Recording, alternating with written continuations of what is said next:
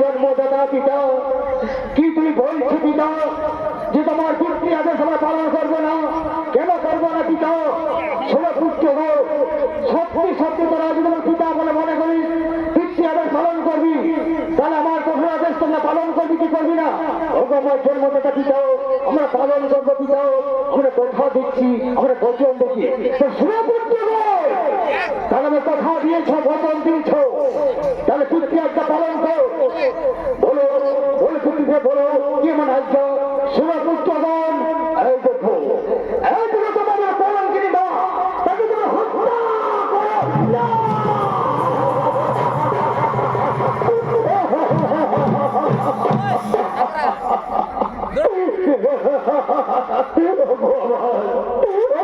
জন্মদাতা পিতা, কি তুমি আমার কঠোর আদেশ দিলে পিতা? নিজ সন্তান হয়ে নিজ মাকে আমরা হত্যা করবো? আমার জন্মদাতা পিতা, পৃথিবীতে তোমাকে পুত্র পরে নিজ মাকে হত্যা করতে না না পুত্র, আমরা পারবো না, পারবো না।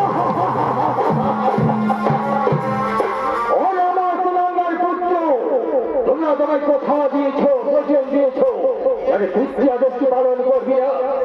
আমার জন্মদাতা পিতা, তুমি এমন আদেশ দিয়েছ যে কোন পুত্র কঠোর আদেশ পালন করতে পারবে না পিতা।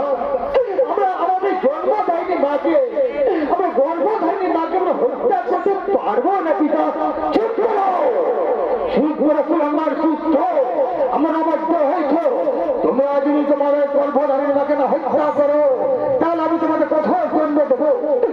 আমার জন্মদাতা পিতা, তুমি যা জন্ম দেবে তবু তোমার আদেশ আমরা পালন করবো না।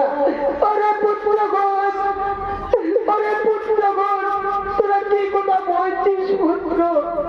তোরা পিতৃ আজ্ঞা পালন কর, আরে গর্ভধারিণী মাকে হত্যা কর। এই গর্ভধারিণী মাকে হত্যা করার আগে একজন মা মা বলে ডাকলেন পুত্র।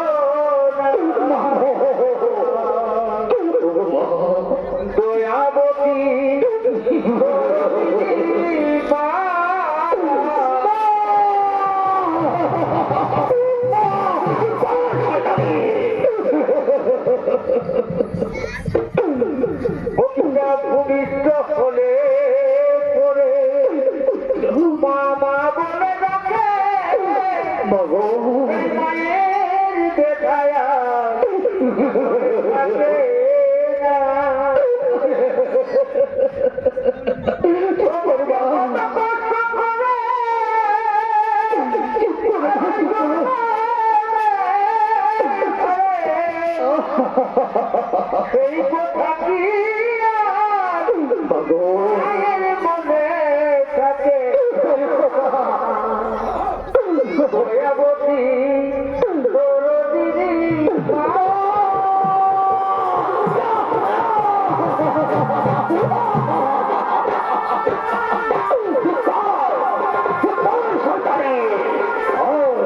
আমি তোমাকে হত্যা হবে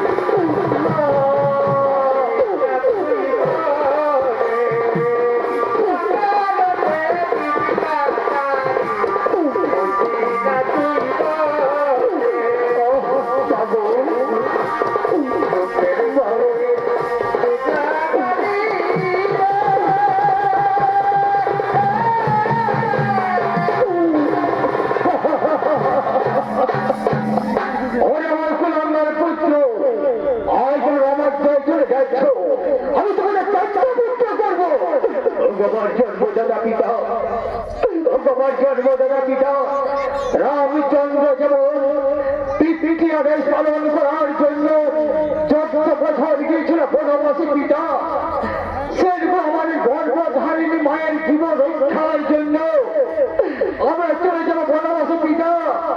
চিরা পিতা হয় পিতা, চিরা পিতা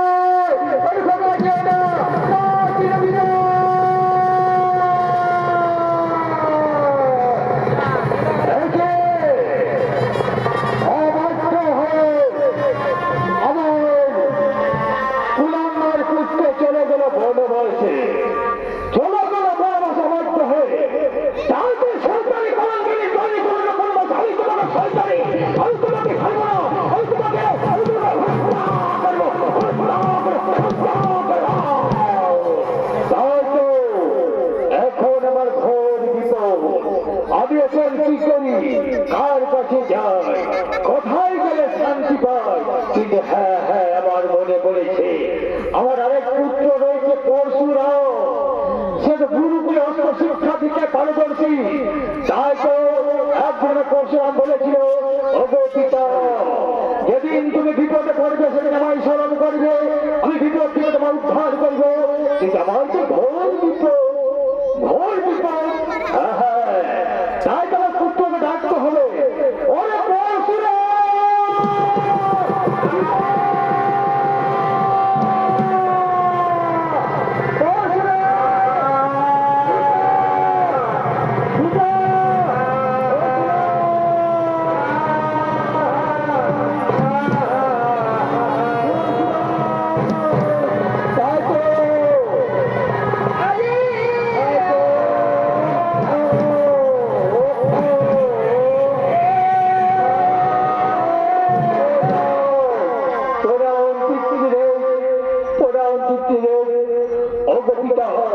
কি হয়েছে পিতা? তোমার দুর্গের ধারা পিতা, দুর্গের জল জল দাদা জলছে পিতা। বলো পিতা কি হয়েছে তোমার সে মনের বেদনা? ওরে পুত্র পরশুরাম, ওরে পুত্র পরশুরাম, তুমি আমার কথা রে পুত্র, তুই পিতৃ আজকে পালন করবি কি করবি না? ও গো আমার জন্মদাতা পিতা, কি তোমার কঠোর আদেশ যে পালন করতে পারবো না? ওরে পুত্র পরশুরাম, তাহলে তুই গো আমায় কথা দে, আমায় বচন দে। ও গো আমার জন্মদাতা পিতা, আমি কথা দিলাম, বচন দেও না। পুত্র পরশুরাম, তুই আমার কাছে তুই সত্যবন্দী কর, সত্য পালন কর। তবে আমি না পালন করলাম কিছুতেই বলবো না। ও গো আমার জন্মদাতা পিতা, পিতার কাছে পুত্রের সত্যবন্দী তাই যদি হয়ে থাকে পিতা, তাহলে আমি সত্যবন্দী করছি। সত্য সত্য তিনি সত্য। এবার পিতা বলো তোমার কি সে মনের কথা? অরে পুত্র পরশুরাম, তুই তো সত্যবন্দী করছি, তার সত্য পালন কর পুত্র। বলো পিতা বলো কি এবার সত্য মানুষ কি এবার কঠোর আদেশ? না পুত্র পরশুরাম, এই দেখো এই দেখো, এই তো এই তো আমার গর্ভ ধরেনি মা পিতা, এই তোমার গর্ভ ধরেনি মা। ওরে পুত্র পরশুরাম, এ মা নয়, এ মা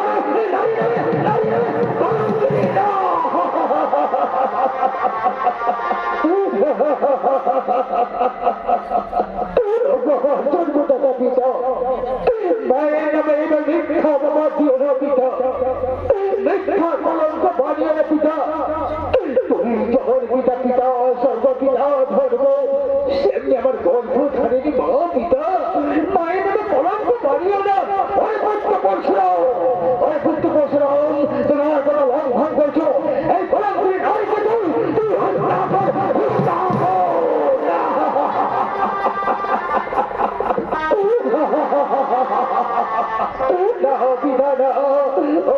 জন্মদাতা পিতা, পৃথিবীর কোন সন্তান কি পারেনি তোমাকে হত্যা করতে? তোমার কি আদেশ? পিতা, এই তুমি কি সত্য পালন করছো?